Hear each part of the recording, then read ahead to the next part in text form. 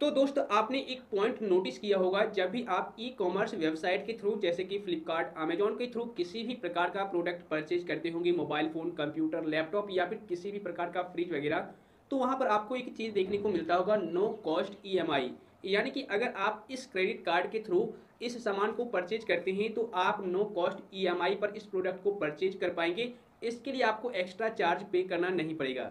जैसे कि किसी भी प्रोडक्ट का कीमत है 15,000, तो आपको सिर्फ 15,000 ही पे करने पड़ेंगे। इसके लिए आपको अलग से एक्स्ट्रा पे नहीं करना पड़ेगा चार्ज, ठीक है ना। मतलब कि हर महीने आपको 5,000 रुपये पे कर देने हैं। अगर आप 3 महीने के लिए लेते हैं तो आपका जो पैसा है वो कंप्लीट हो जाएगा। एक भी रुपया आपको अलग से इंटरेस्ट नहीं देना होगा। क्या वाकई में यह सही बात है? क्या कंपनी आपको सही बताती है या फिर आपसे हिडन चार्ज भी लेती है? तो आज की इस वीडियो को कंप्लीट देखिएगा। इस वीडियो में मैं आपको नो कॉस्ट ईएमआई के बारे में पूरा फंडा समझाऊंगा कि आखिर में वाकई आपसे सिर्फ प्रिंसिपल अमाउंट ही लिया जाता है या फिर अगर आप नो कॉस्ट ईएमआई पर प्रोडक्ट परचेज करते हैं तो आपको कुछ अलग से इंटरेस्ट भी पे करना पड़ता है, जो कि आपको पता नहीं चलता।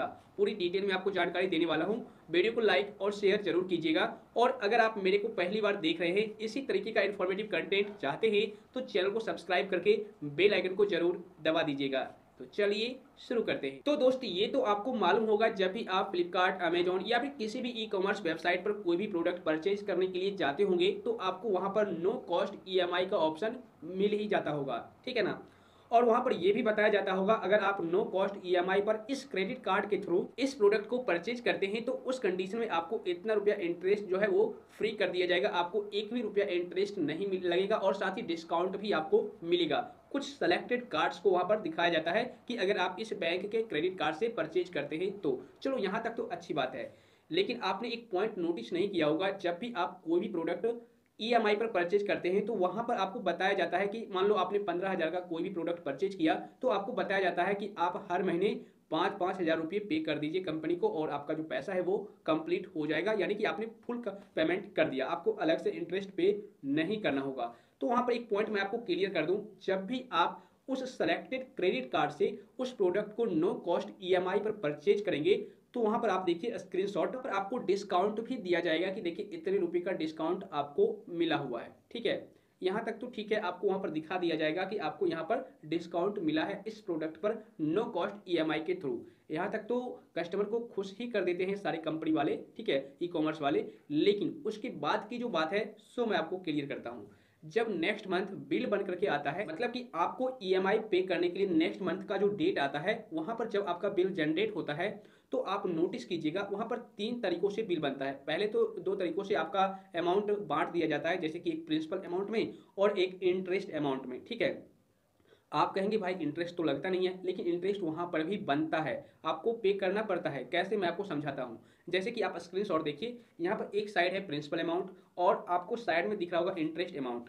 यहाँ पर जो प्रिंसिपल अमाउंट है आपको पे करना पड़ेगा ही पड़ेगा, ठीक है ना, क्योंकि आपने प्रोडक्ट परचेज किया है तो ईएमआई के जरिए आपको पे करना होगा। लेकिन इस अमाउंट पर आप साइड में देखिए जो आपको इंटरेस्ट बन रहा है, यह इंटरेस्ट आपको पे करना नहीं पड़ेगा। लेकिन आप यह जो इंटरेस्ट है टोटल ऐड करके देखिए 500 कुछ रुपीज बन रहे हैं, ठीक है। जबकि आपने जब प्रोडक्ट परचेज किया था नो कॉस्ट ईएमआई पर तो आपको 496 या फिर 98 रुपीज आपको डिस्काउंट दिया गया था, ठीक है ना।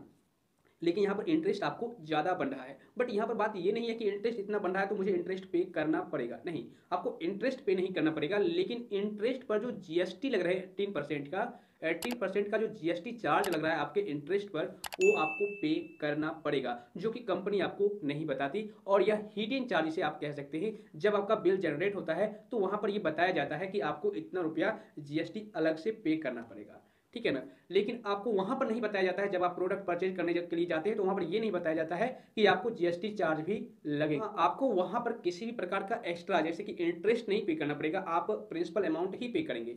लेकिन आपके प्रिंसिपल अमाउंट पर जो इंटरेस्ट बन रहा है उस इंटरेस्ट पर जो जीएसटी 18% का लगने वाला है, उस 18% का चार्ज आपको देना पड़ेगा, ठीक है ना। इस पॉइंट को आप ध्यान रखिएगा। मैंने इस वीडियो में इसलिए आपको ऐसा जानकारी दिया क्योंकि काफी सारे बिगनर्स क्या करते हैं, जो न्यू क्रेडिट कार्ड यूजर्स होते हैं, उनको इन सभी चीजों के बारे में मालूम नहीं होता है और वो सोचते हैं कि मैं नो कॉस्ट ईएमआई पर सामान परचेज कर लूंगा तो मुझे सिर्फ प्रिंसिपल अमाउंट ही पे करना पड़ेगा, इंटरेस्ट एक भी रुपया देना नहीं पड़ेगा। लेकिन दोस्त यहाँ पर वो लोग भूल जाते हैं कि जीएसटी भी 18% उनसे लिया जाएगा, जो कि वो नहीं पे कर पाते जाने अनजाने में, या फिर उनको मालूम ही नहीं होता है कि मुझे जीएसटी भी पे करना पड़ेगा, जिस वजह से होता क्या है आगे जा करके उनको प्रॉब्लम फेस करनी पड़ती है। जैसे कि मान लीजिए अभी आपको बना है जीएसटी चार्ज 97 पॉइंट कुछ पैसे, ठीक है ना, या फिर 100 रुपीज मान लीजिए। तो अभी अगर आपने 100 रुपीज पे नहीं किया क्रेडिट कार्ड कंपनी को, क्योंकि आपको मालूम नहीं है कि जीएसटी चार्ज भी पे करना पड़ेगा, आपने प्रिंसिपल अमाउंट हर महीने पे कर दिया लेकिन जीएसटी चार्ज आपने पे नहीं किया, तो उस कंडीशन में क्या होगा, अभी आपको 100 रुपये बने हैं इस महीने का जीएसटी चार्ज, और अगले महीने क्या होगा, उस 100 रुपये पर आपको अलग से इंटरेस्ट फिर लग जाएगा अगर आप पे नहीं करते हैं तो।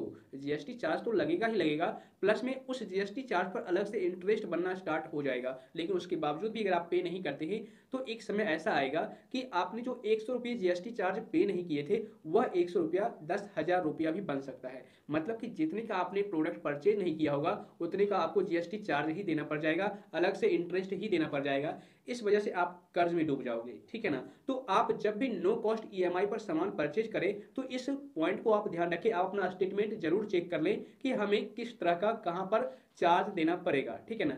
अदरवाइज काफी सारी क्रेडिट कार्ड कंपनी क्या करती है, जाने अनजाने में गलती हो जाती है उनसे भी, आप पर कोई अलग एक्स्ट्रा पेनाल्टी लगा देती है, चार्ज लगा देती है, आपको पता नहीं होता है और आप पे भी नहीं करते हो, तो उस सिचुएशन में प्रॉब्लम हो जाती है। तो वहां पर करना क्या होता है, अगर आपने कुछ क्रेडिट कार्ड से किया ही नहीं है तो वहां पर आप क्रेडिट कार्ड कंपनी को कॉल करके, कस्टमर केयर में कॉल करके बोलना पड़ता है कि मैंने ऐसा तो कुछ किया नहीं है, मेरे ऊपर ऐसा क्यों चार्ज लगाया जा रहा है, मुझे पे करना क्यों पड़ेगा, तो वहां पर सेटलमेंट करना होता है। तो आप हमेशा जब भी नो कॉस्ट ईएमआई पर परचेज करें सामान तो आप अपना स्टेटमेंट चेक कर लें। बस एक ही चार्ज लगता है और कोई एक्स्ट्रा चार्ज आपको पे करना नहीं पड़ेगा, यह चार्ज जीएसटी चार्ज आपको देना ही पड़ेगा, ठीक है। और हाँ, हो सकता है प्रोसेसिंग फी भी आपको कुछ लिया जाए, जैसे कि एसबीआई क्रेडिट कार्ड से अगर आप लेते हैं नो कॉस्ट ईएमआई पर सामान परचेज करते हैं तो आपको 119 या फिर 179 का आपको प्रोसेसिंग फी अलग से देना पड़ेगा, ये अलग से एक्स्ट्रा चार्ज लगने वाला है। ओके, हर एक क्रेडिट कार्ड के अलग अलग प्रोसेसिंग फी है, आप देख लीजिएगा।